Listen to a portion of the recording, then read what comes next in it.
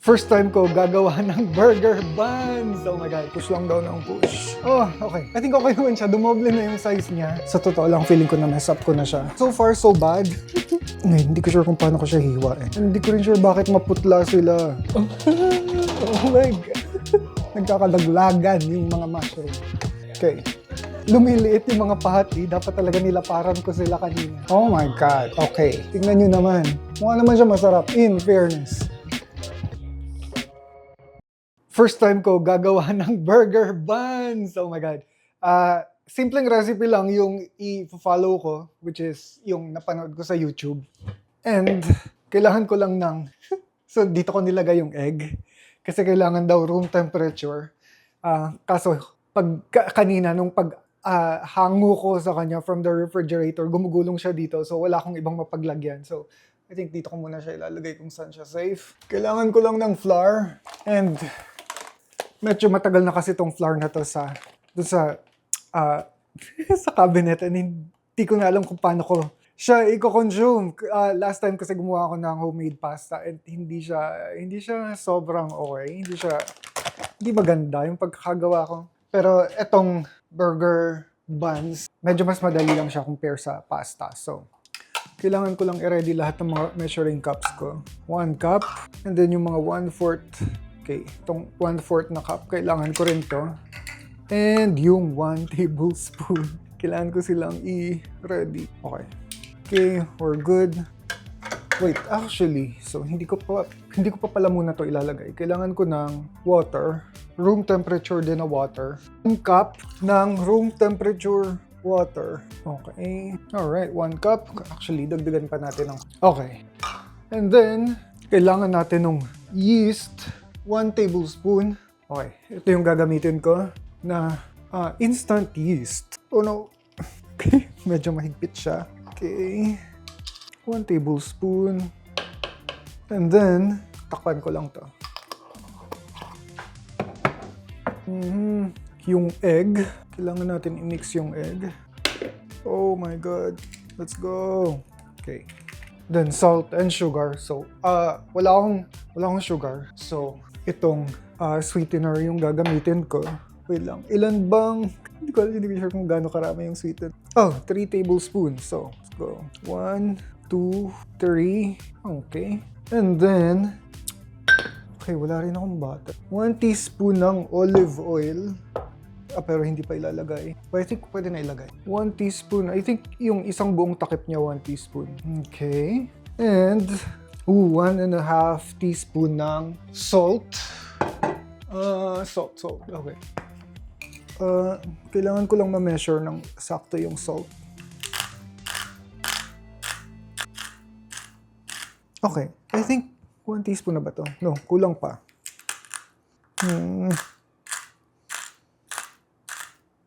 Okay. I think okay na yan. Then, kailangan natin silang i-mix. All together. Mix. Oh, actually, parang hindi nakahalo yung oil. Pero I think okay lang yan. The rest, parang nahalo naman sila totally. Okay. I think okay na yan. Next. Okay. 3 cups na. 3 cups nitong flour. Punasan ko lang konti para hindi dumikit yung flour. Okay.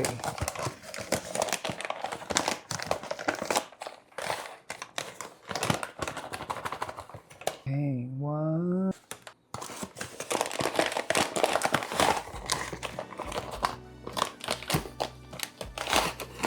2.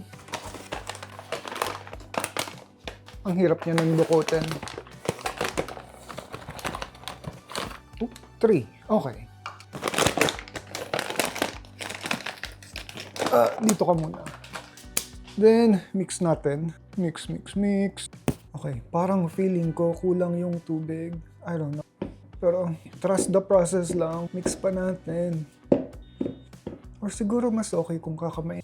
Actually, hintayin ko munang ma-incorporate lahat bago ko siya kamayin. Pero, I think may pinatutunguhan naman tayo. Yes. See? Nahahalo na silang lahat. Okay. I think konting mix pa. Kakamayin ko na siya after. Okay. Oh shit! I think oras na para para kamayin. Dito. Oof! Oh, ang dami kong natatabig. Oh my God. Okay.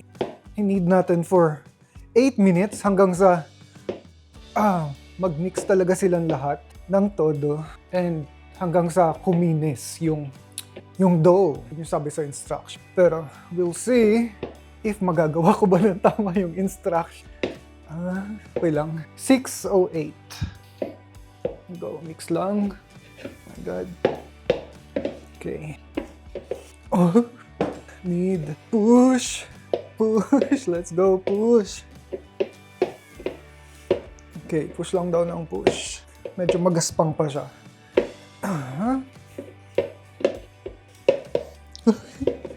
Ayaw magstay in place nitong bowl ko. Go. Push. Okay. Okay. Nakakahingal siya. Para siyang workout. Okay. And hindi pa tayo So, nakaka 2 minutes pa lang tayo. And feeling ko kailangan ko rin sobrahan ng 8 minutes yung pag-need nito. Kasi parang feeling ko hindi ko siya naninid ng mabuti. Okay. Okay. Let's go. I think kailangan ko yung dalawang kamay. Hindi ko maalala kung 3 nga ba talagang flour yung ginamit ko. Kasi parang ang weird na sobrang ang dry niya tingnan. Ewan ko. Ako lang ba? So, 6:11 from 6:08. So, naka 4 minutes na tayo. Ganito na yung itsura niya. Oh, shit. Okay. Hindi ko sure kung kailangan ko pa bang dagdagan ng tubig or siguro trust the process na lang talaga. Gamitan natin ng kamao. Oh my God. Feeling ko mali yung ginagawa ko. Pero kumikinis naman siya. And nag-uumpisa na siyang maging malagkit ng konti. Kanina hindi siya malagkit. At saka magaspang siya kanina. Na parang marami talaga siyang portion na dry pa. Okay. Meron pa tayong 3 minutes. Pero siguro need ko na lang siya ng mga 10 minutes. Instead na 8 minutes lang. Okay. More pa. Nasa final phase na tayo ng pag-need. And medyo hinihingal na ako sa kanya. Pero, oh my God. Yung consistency nito, nakaka 7 minutes na tayo. Yung consistency niya, katulad na nung nakita ko dun sa video instructions na tinatry ko i-follow. Need pa natin. Sobrahan natin ng mga 2 minutes yung pag-need kasi feeling ko talaga hindi ko siya na-need ng mabuti.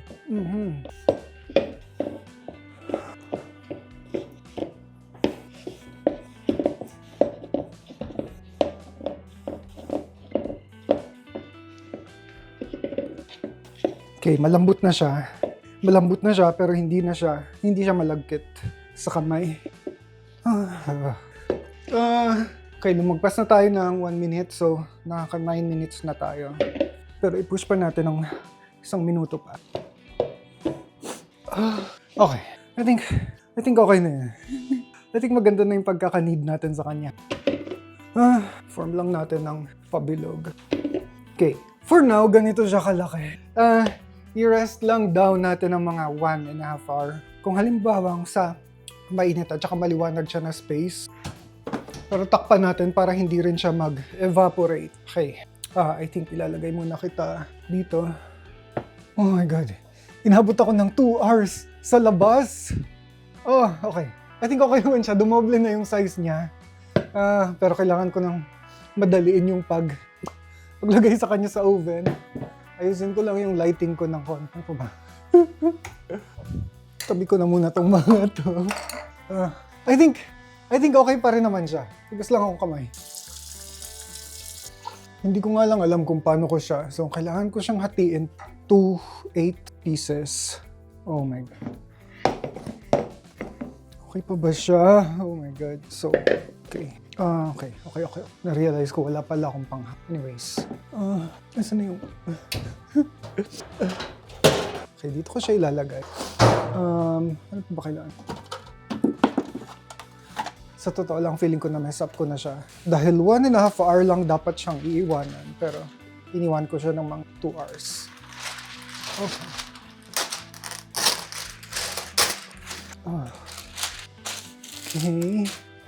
Okay.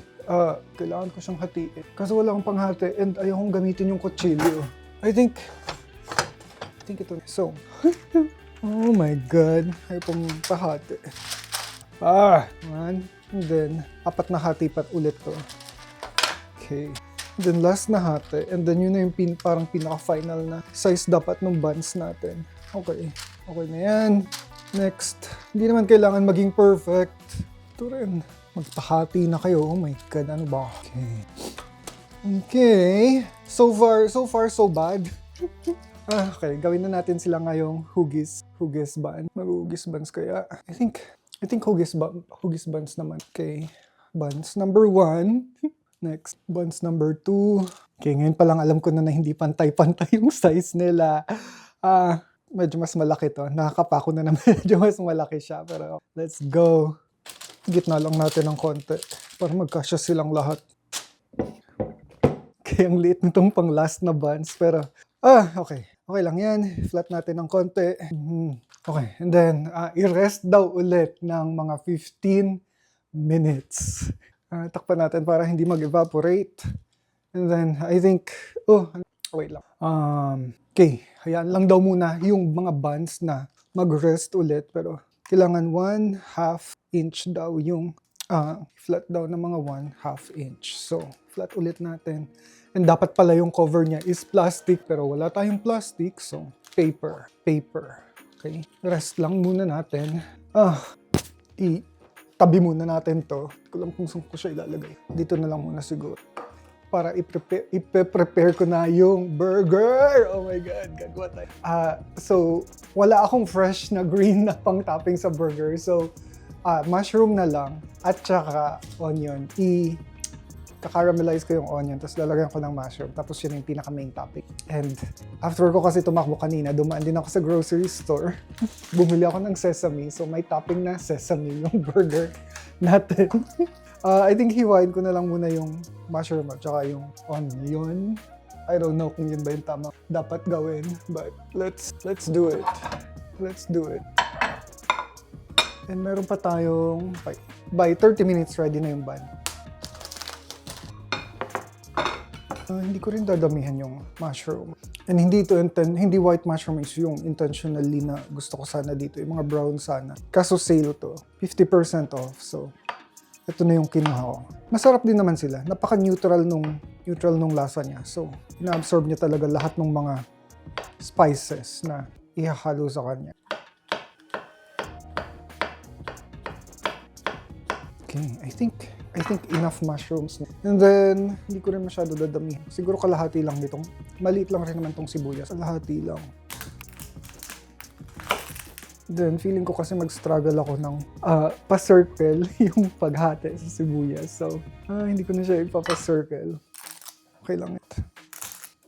Talaga ako marunong humiwa ng sibuyas. So, lagay na muna. Actually, hindi ko pa pala nahugasan. Ngayon, hindi ko sure kung paano ko siya hiwain. Caramelize. I think, straight na lang na ganun. Okay, I think okay na yan. Enough na yan. Pero gusto kong hugasan muna yung mushroom. Okay na yan. So, hintay na lang natin ready na silang i-prito. Next. So regular, okay, pork and beef yung akala kong pinili ko kasi yun yung pinipili ko usually. And mas masarap kasi yun. So ito, turns out, ground beef lang pala siya. Pero in fairness, mura siya. Kasi usually, mas mura yung pork and beef kaysa ground beef. And kaya siguro ako nalito. Kasi akala ko pork and beef to dahil mura siya. Kailangan ko lang ng kalahati nito. Kung magpapabukas siya. What the heck? Okay. Okay. And kunin natin yung kalahati. Kailangan ko lang make sure na kalahati talaga yung makukuha ko. Kasi gagamitin ko pa yung next. And sa pasta ko naman siya gagamit. Alright. Ano ba ilalagay ko dito? Nakalimutan ko na yung spice na dapat ilalagay ko dyan. Oh my God, nasa na yun?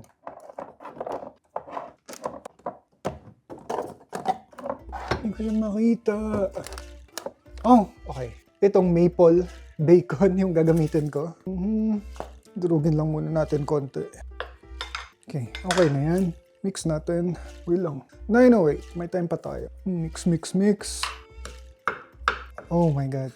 Okay, actually mukhang 4 na patty tong kalahati nung isang container. Kasi parang ang dami nito. Oh, pero okay lang. Sige. Hindi 2 patty lang naman. Or hindi ko sure kung lalaki ba or liliit siya kapag naluto siya. Okay, so ganito siya karami. Hatiin natin sa gitna. Yeah, I think 4 na patty nga to. Okay, well, it's fine. Ngayon ko lang na-realize na marami palang serving yun. And I think kailangan ko ng mas malaking plato.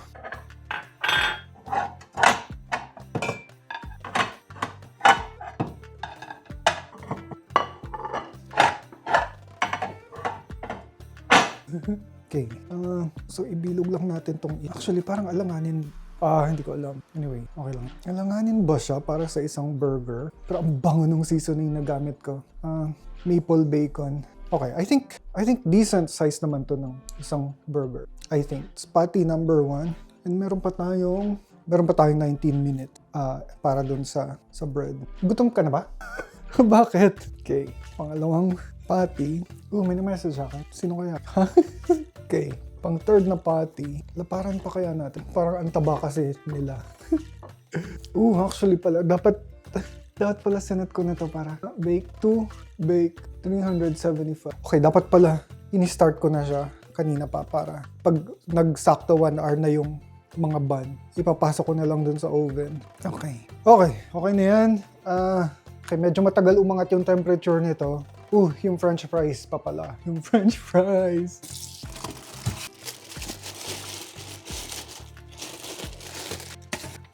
Bakit makakain pa ba to? Why? Really? Can you Google? Okay. I do not know kung pwede pa ba tong ganitong klaseng patatas. Oh my God. I think alisin ko na lang yung mga sprouts. And then, hugasan ko.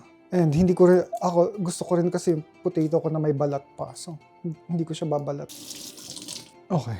Kailangan ko lang siyang hiwain na pang yung makapal na french fries. And I don't think ito yung tamang kutsilyo para doon. Pero, oh my God. Mali na naman yung pagkakalapat ko ng sangkalan kasi umiikot siya. Okay. Okay. I think okay naman yung size niya.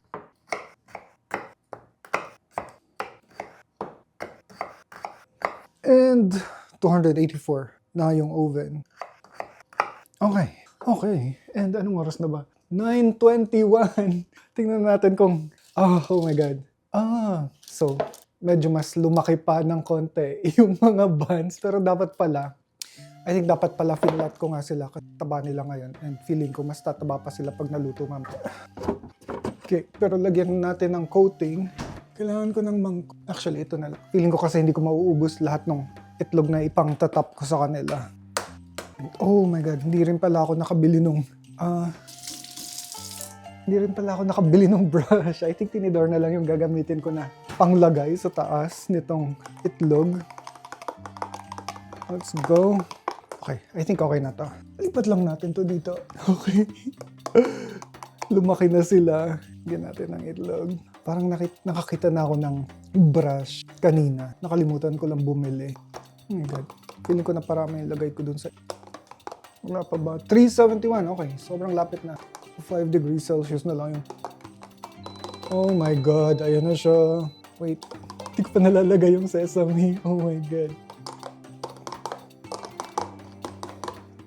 Okay, next. Kailangan ko nilagay ng sesame seed. Kailangan ko ng gunting.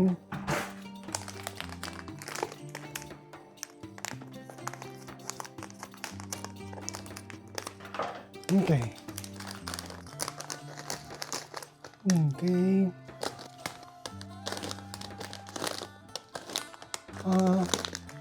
Dagdagan pa natin ito ng... Okay. Ready na dapat to. And so, ganito yung tsura niya bago ilagay sa loob. Let's go. Oh my God. Okay. Close. Okay, so, I think mga... Let's see. Wait. Pinalitan ba natin to ng Celsius o para Fahrenheit? Fahrenheit to, di ba? Wala. F to? Okay. Okay, tama. 375. Nakakalimutan ko na, parang last time kasi pinalitan namin. Pero, yeah, I think yung decision ko nun is palitan nga to Fahrenheit kasi lahat ng mga instruction dito, naka-Fahrenheit. So, let's go. Okay na yan. And sisilip-silipin ko na lang rin. Yeah, I think so far, so good. Okay, lagyan na rin natin ng seasoning tong potatoes. Hindi ko masyadong dadamihan ng mantika. Okay. And then, ito na yung ginamit ko dun sa patty. I think, iba naman sa potato. I think actually, sisimplihan ko lang yung sa potato. I think, salt and pepper lang. Lalagay ko dun sa potato. Okay. Pepper. Okay, let's go. Haluin lang natin. Make sure lahat merong oil. Oh my God, dapat pala mas malaki yung plato na ginamit ko. Okay lang yan. Okay, I think okay na to. Okay na siya. Kaso, wala akong another metal sheet. So, hindi ko siya pwedeng isabay dun sa buns. Antayin kong matapos yung buns. Saka ko pwedeng lutuin yung potato. Tingnan niyo yung mga buns ko. Oh my God. I think naluluto naman sila ng okay. Meron pang mga 6 minutes dapat sila sa loob. And, excited na ako. Mukhang okay sila.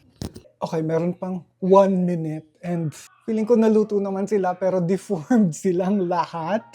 I think dapat pinlat ko talaga sila kanina. Pero I don't know. I think magiging okay lang rin naman. Okay, oras na. Okay, hindi siya mukhang okay. Okay, in fairness, maganda siya tingnan. Oh my God. Ang lalaki nila. Oh my God. Pero, okay. I think next time, kailangan ilipat ko na kaagad tong mga tinapay para makapag-bake na ako ng, para maumpisahan ko ng lutuin yung French fries. Oh my God. Parang ang bigat nila na matigas sila konti. Okay. So, ganito yung tsura nila. Maganda yung tsura nila, in fairness. Maganda yung tsura nila, pero hindi sila mukhang buns, no? Pang burger. Kailangan ko na muna ilagay itong mga potatoes. And 20 minutes lang rin itong mga potatoes. Ready na sila. Okay, buhos natin yung iba pang mantika. Dalawa na akong pagpagagamitan. Okay na yan. Oh my God, ang init. And 20 minutes. Okay. Okay. Oh my God, gusto kong tikman. Ito yung pinakamaliit sa kanyang lahat. Iba yung lambot siya. Mainit siya. Actually, para talaga siyang buns. Very nice. Medyo crunchy lang yung labas niya. I don't know. Okay. And ito na rin yung tamang timing para umpisahan yung patty. Yung patty mo na yung una kang ipiprito. Wait. Medium. Lagyan lang natin ng konting mantika. Okay. Kailangan ko lang maikalat yung mantika. Okay. Antayin lang natin. So, naka-medium to. Antayin ko lang uminit ng konti. Lagay natin to dito. And I think kailangan ko lang hiwain yung mga buns para ready na yung burger. Okay. Balik natin to dito. The heck? Okay. Whoa! Diyan ka muna. Kailangan ko lang nitong serrated knife. Parang so hindi siya fluffy. Medyo, I think napaka-compact niya. Pero, okay. Wag to. Kailangan ko na mas matalas na kutsilyo. Okay. Okay, burger number 1. Oh my God, ang init. Burger number 2. Next. Ang init. Okay, mamaya na yan. I think ready na to. Actually, parang hindi pa. Ang tagal niya lumamig. Bun number 3. Okay, so ready na sila. Diyan na lang muna sila. Ikaw ba? Ready ka na ba? I think ready na to. Gawin na natin yung mga patty. Wait. Spread lang ulit natin yung mga mantika. Okay, let's go. Patty number 1. Patty number 2. Number 3. Number 4, let's go. Malapit na tayo matapos, yes. Okay, lumiliit yung mga patty. Dapat talaga nilaparan ko sila kanina. Ngayon parang ang tatabaan nila na maliliit yung bilog. Okay lang yan. Sa Angel's Pizza? Sa Angel's Burger? Pinipirat nga. Okay, pinipirat na. Okay. Yeah. Pinipirat nga pala to ng mga nakikita namin kasi sa Angel's Burger, niluluto nila to sa harap ng mga customers, di ba? Pinipirat nila to eh. So, piratin din natin. Let's go. Kasi parang huli na ang lahat para dito. And grabe, ang dami niya ng mantika. Naglabasan lahat ng mantika niya. Okay, baliktarin na natin to. Ang liliit nila. Okay. Pero makakapal naman sila, kahit maliliit sila. Dapat talaga nilapad ko sila kanina. Come on, ayaw pa magpabaliktad nitong isa. Okay. Lipat ko na tong ginawa naming sauce nung nakaraan. Hindi ko sure kung mapapalapad ko pa ba siya, pero I think todo na to. And hindi ko rin sure bakit maputla sila. Okay. Okay. Alexa, stop! Stop. Okay, luto na daw yung french fries. Oh yeah, mukha na nga siyang luto, pero i-off ko na rin pala muna to. And, wait lang. Hindi ko lang kung ano unahin ko. Okay. I think hanguin ko na rin to kasi ready na rin to. And then, oh my god, ang liit nito. Okay. Okay lang yan. Okay. Next. In-off ko na to. Wait, off. Okay, in-off ko. Next. I-caramelize na natin tong onion. Okay. And mabilis na lang to. Ilang minutes na lang. Pero sobrang tagal na buong proseso. Oh my God. Siguro mga alas 3, alas 4 ako nag-umpisa. Okay, so, antayin ko lang mag-brown to ng konti. Oh, lagyan ko rin pala ng seasoning. I think ito yung seasoning na gagamitin ko. Dahil kinakaramelize natin. Honey yung ilalagay natin na seasoning. Okay, okay na yan. Kunin na natin yung french fries. Saan ko sila ilalagay? I think dito ko sila ilalagay. Yes. Okay. Oh my God, ang init. So, I think dadakutin ko na lang to magkabila, tapos papadulas ko na lang sila doon. Wait, no. Kaya ba? Ang hirap niya dakutin dahil naka-gloves ako. Okay. It's working. Napaka-oily. Actually, tikman ko nga muna. Okay. Hindi ko kasi sure kung luto na ba siya or hilaw siya, pero mukha namang naluto siya. Sana sumut silang lahat. Oh my God. Okay. Okay, let's go. Ikaw, sige. Diyan ka na lang muna. Okay. Ito, oh my God, hindi ka pala naka-on. Kaya pala, sige. Hindi ko sure kung bakit lata yung french fries ko. Okay. Nag-caramelize na dapat to kanina kaso hindi pala naka-on yung stove. Okay na to. Kailangan ko lang sila ma-distribute equally lahat dun sa mga burger. 1. Oh my God. 2. 3. Okay, parang sobra. Parang marami akong nagawa seasoning. Okay. Last. Okay, pinaka-last na step to. Oh wait, simutin ko lang yung mga sibuyas. Okay. Masarap yung next. Ito na yung pinaka-last na step. Oh my God, matatapos na tayo. Alas 4 ako nag-umpisa. And mag-alas 11 na.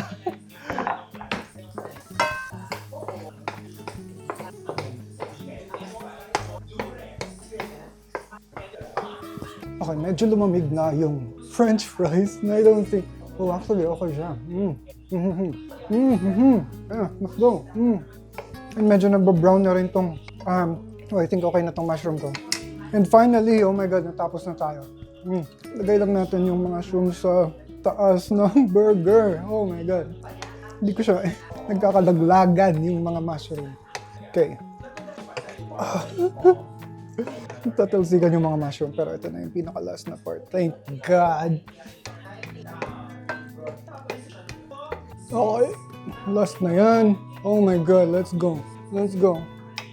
Naku, parang isang buong maghapon para sa 4 na pirasong burger. Let's go. Dito. And french fries. In fairness, masarap yung french fries. Kahit na medyo malambot siya. Gusto mo ng smoothie? Blueberry? Strawberry mango. Mango? Okay. Okay, let's go. Lassi time. Hindi ko sure kung meron pa kaming yogurt para sa lassi, pero tingnan natin. 1,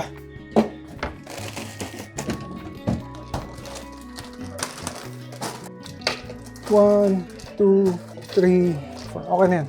Sinabot niya yung kalahati, okay na yan. Magiging sarap na yun. Yogurt. Actually, marami pa. What the heck?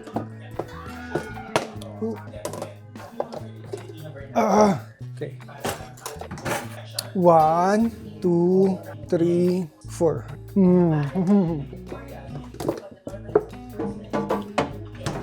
Kailangan ko ng sweetener. 1, 2. Water. Okay, let's go.